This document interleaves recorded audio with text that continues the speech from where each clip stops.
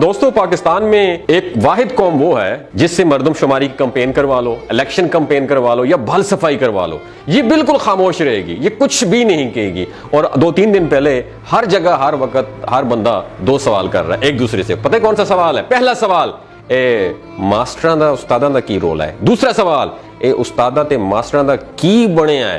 दोस्तों, मैं आज इन 2 सवालों के जवाब देने की कोशिश करूंगा। सबसे पहले तो ये असातिज़ा का मसला बिल्कुल भी नहीं है, बल्कि ये 2 ताकतवर इदारे छोड़कर बाकी तमाम मुलाजमीन का मसला है। इसमें आप भी शामिल हैं, मैं भी शामिल हूं। मसला ये है कि मुलाजमीन को नौकरी देते वक्त आईन ने जो हकूक दिए थे, अब वो तमाम हकूक खत्म किए जा रहे हैं। ग्रेड 1 के स्वीपर से लेकर ग्रेड 20 के ऑफिसर तक हर बंदा, याद रखिए, नौकरी के पहले दिन से लेकर आखिरी दिन तक अपनी असल तनख्वाह से कटौती करवाता है। पता है क्यों करवाता है? वो इसलिए करवाता है कि जब मैं रिटायर्ड हो जाऊंगा तो रिटायरमेंट मिलेगी, जिससे अपनी बेटी की शादी कर लूंगा या फिर अपने बोसीदा मकान की मुरम्मत कर लूंगा।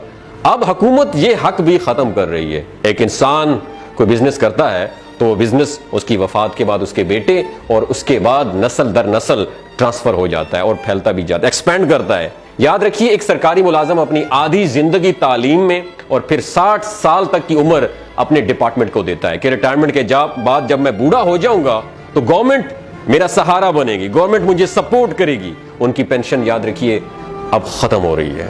जब सब मुलाजमीन का मसला है तो टीचर क्यों एहतजाज कर रहे हैं? मेरा सबसे बड़ा सवाल है, बाकी डिपार्टमेंट इदारे क्यों नहीं, बाकी महकमे क्यों नहीं कर रहे हैं? उसका जवाब यह है कि 7.5 लाख फौज के बाद दूसरे नंबर पर सबसे ज्यादा तादाद असातिज़ा की है। वो सब मुतासर हो रहे हैं, इसलिए एहतजाज कर रहे हैं। अब सवाल यह है कि स्कूल्स की तालाबंदी करके बच्चों का तालीमी हर्ज क्यों किया जा रहा है?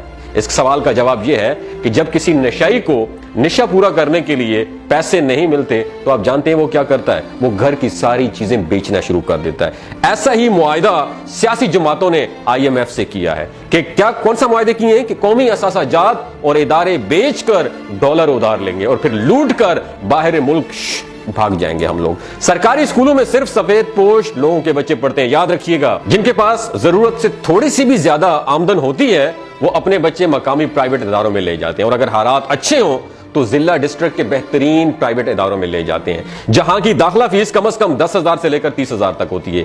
ये बातें मैं फर्जी कहानियां नहीं बता रहा हूं। मैंने भी एक सरकारी जॉब की है, मुझे भी पेंशन मिल रही है, और मैं ये अपने लिए नहीं, मैं तमाम असातिज़ा के लिए चीख रहा हूं, तमाम इदारों के लिए चीख रहा हूं जिनकी पेंशन खत्म हो रही। मैं अल्हम्दुलिल्लाह अच्छा खासा कमा रहा हूं, पेंशन ना भी हो तो कोई फर्क नहीं पड़ता, लेकिन उनके लिए जरूर बोलूंगा जिन्होंने हमें अपने पांव पे खड़ा किया, जिन्होंने हमें जीना सिखाया। याद रखिए, सरकारी मुलाजमत को, कचरा हुकूमत को यह टास्क दिया गया है कि सरकारी स्कूल्स को बेच दो, प्राइवेटाइज कर दो। उनके इनकार के बाद हम आवाम में जाने के काबिल नहीं रहेंगे। जाते जाते उन्होंने क्या किया? ये कानून पास करवा दिया कि निगरान हुकूमत अपने फर्ज इलेक्शन करवाने के अलावा हर वो काम करवा सकती है जिसकी पहले आईन में इजाजत ही नहीं थी। निगरान हुकूमत अपने टास्क को पूरा करते हुए सरकारी स्कूल्स को गैर मुल्की NGOs को बेच रही है, जो अपनी मर्जी की फीसें लेंगे और अपनी मर्जी का सिलेबस पढ़ाएंगे, जहां एक तरफ रूह ईमानी का खात्मा और दूसरी तरफ सफेद पोश लोगों के लिए तालीम दिलवाना नामुमकिन हो जाएगा। इस तरह की भेड़ बकरियों और अनपढ़ तबके को बेवकूफ बनाना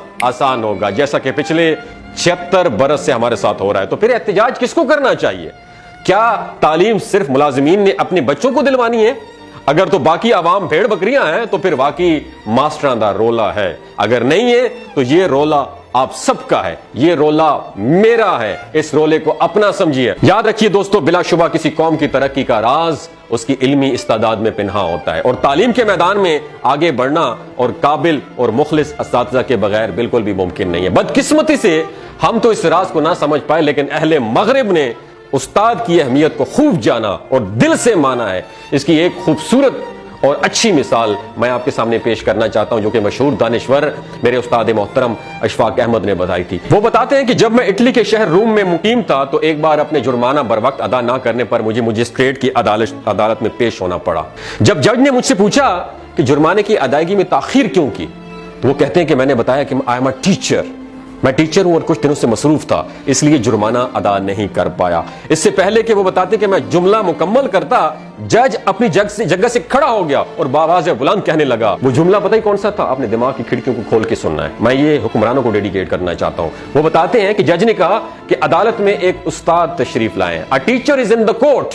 ये सुनते ही अदालत में मौजूद सब लोग अपनी नशिस्तों से खड़े हो गए। उस दिन वो बताते हैं कि मुझे मालूम हुआ है कि इस कौम की तरक्की का राज क्या है। दोस्तों याद रखिएगा, जो कौमें अपने असातिज़ा की कदर नहीं करती वो बर्बादी का शिकार हो जाती है। और याद रखिए, हमारा दुश्मन और कोई भी नहीं है, हमारा अपना शुमार भी हमारे दुश्मनों में है। और दूसरी बात याद रखिए, वो जंग इंसान कभी भी नहीं जीत सकता जिस जंग में उसका दुश्मन उसका घर का आदमी हो। तीसरी बात याद रखिए, हम किसी की मदद क्या खाक कर रहे हैं, हम खुद अपनी बर्बादी खुद कर रहे हैं। हम किसी की मदद नहीं कर सकते, हम अपने दुश्मन खुद हैं। अगर आपको ये वीडियो अच्छी लगी हो, अपने असातिज़ा को डेडिकेट करने के लिए इस वीडियो को ज्यादा से ज्यादा शेयर कीजिए। आज वो वक्त आ गया है, उनके लिए आपने खड़ा होना है। सारी जिंदगी वो आपके लिए खड़े हुए। और मेरा उन लोगों से भी उन लोगों के लिए एक मैसेज है जो शागिर्द हैं, किसी भी डिपार्टमेंट में है, किसी में भी इदारे में है, जब आपके सामने उस्ताद आएगा ना, हाथ मत उठाना, हाथ मत उठाना, वरना अल्लाह ने इस जमीन पर लाने के बाद उस्ताद ने आपको उस मकाम तक पहुंचाया। अगर उस उस्ताद के सामने आंखों में आंखें डाल के खड़े हो गए और अगर आपका हाथ उठ गया